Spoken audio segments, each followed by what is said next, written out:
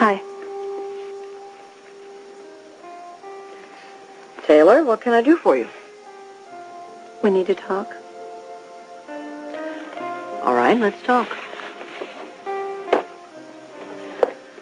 Look, my life is going along really well, and I don't need any discord, and I don't think you do either. That's true. So I'm willing to forgive and forget what happened this morning if you are. I guess I could have been a little more sensitive. After all, Zach is your brother. And Felicia is your daughter. My last child. Well, I'm sorry she's gone. Let's just hope they come back soon.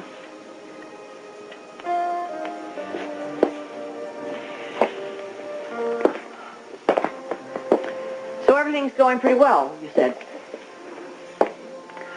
Ridge did something for me today that made Brooke's presence here almost irrelevant. And what's that? He decided on his own not to go to Europe to create the new Forster. He's not accepting the European's offer?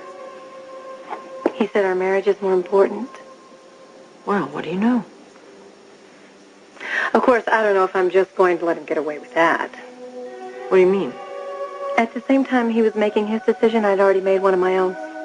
To insist that he goes to Europe. Why would you do that? Because it's a once-in-a-lifetime opportunity, and he's not going to get another chance like that. Anyway, we've decided to just wait until later to make the final decision. Wait until when?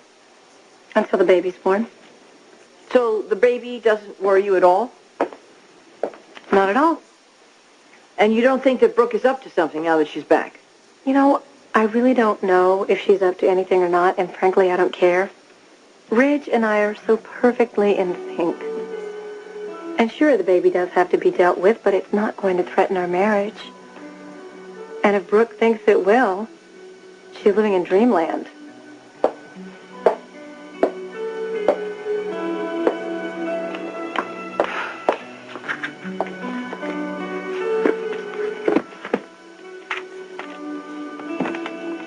Stephanie Forster called. Would like you to come to her house. What's this about? I'm glad that you're so secure. I really am. Thank you. I am kind of curious about something, though. What's that? Brooke and where her head is at. Oh, I can tell you where that's at. Have you talked to her? No.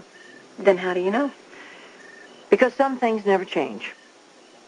I think she's back here in town, and she's going to use the baby to try and regain a relationship. With Ridge? Maybe even Eric. Well, that one I kind of have trouble believing. I really do. Well, we'll find out soon enough. I left a message for her at work to come and see me. What exactly are you going to say to her? Well, it's just a hunch I have, but I think it's the truth, and I don't think that she'll be able to deny it. What exactly is this new truth? I guess I'm going to have to tell you later.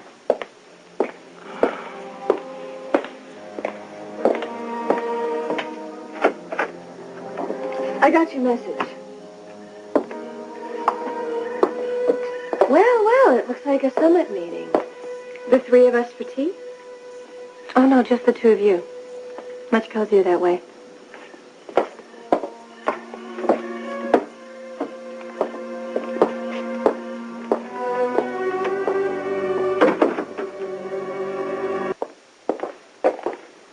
It's been a long time.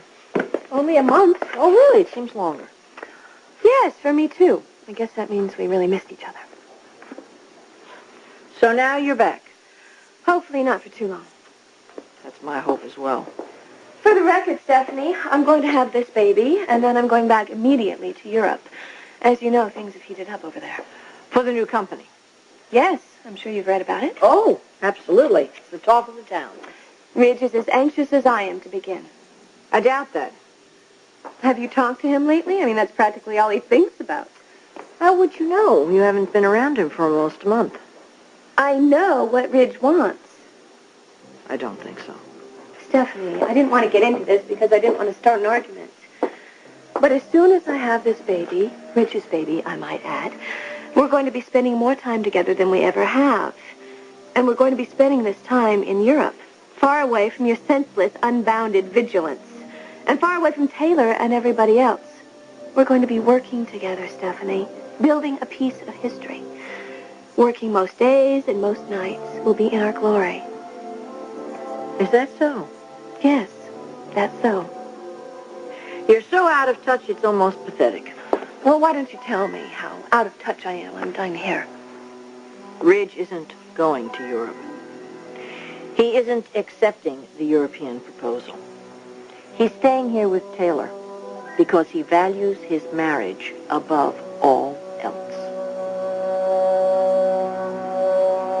Don't be ridiculous, Stephanie. Ridge is not staying here. Yes, he is. I can easily disprove it by talking to him. I fully expect that you will. Then you'll realize how out of touch you are. I don't buy it. I don't believe you for a moment. You will after you talk to him. I spoke with him this morning. Oh, and did you ask him directly, Ridge, are you going to Europe? You didn't. If you had, you'd realize how right I am. There's no mystery to this, Brooke. He had to make a choice. He had to choose between his marriage and his career, and he chose his marriage. And to all of us who know how much he loves Taylor, that really doesn't come as any surprise. Except to you. You who are living in a fantasy. I don't know why I subject myself to this. I realize that you are going to have a baby, but it seems to me you take great delight in contending who the father's going to be, whether it's going to be Ridge or Eric. And you seem to ignore one thing. It's a drag on Eric, and it's a pressure on Ridge. Stephanie, I didn't conceive this child on my own. Nobody said that you did. But the two men that you are counting on so heavily look upon you as nothing but trouble. All they see when they look at you are problems. They don't look at you with love and affection. They see a woman who is constantly nagging for attention, a source of embarrassment, a source of scandal. That's what you are to them, to this whole family. No one in this family looks upon you with anything but misery. How does it feel to be so unwanted? To be a sword hanging over everyone's head? How does it feel to be so unwanted, so clinging and so desperate and so disruptive All right, of everybody's Stephanie, all life? right, that's enough. You're an intelligent woman, Brooke. If you think about it, you'll realize that this isn't a story I'm telling you. If I were you, I'd think about this long and hard. And if I need some advice, some support about what I should do with the rest of my life, I suppose I should come to you with that, right? I wouldn't be the worst person in the world. I stay in touch with reality. Yes, the reality of money and position, which is very different from my world. Isn't that what you're saying? That's what it always comes back to, Stephanie. The little girl from the valley who doesn't belong up here. And now you think you've proven it. Well, we will see. We shall see.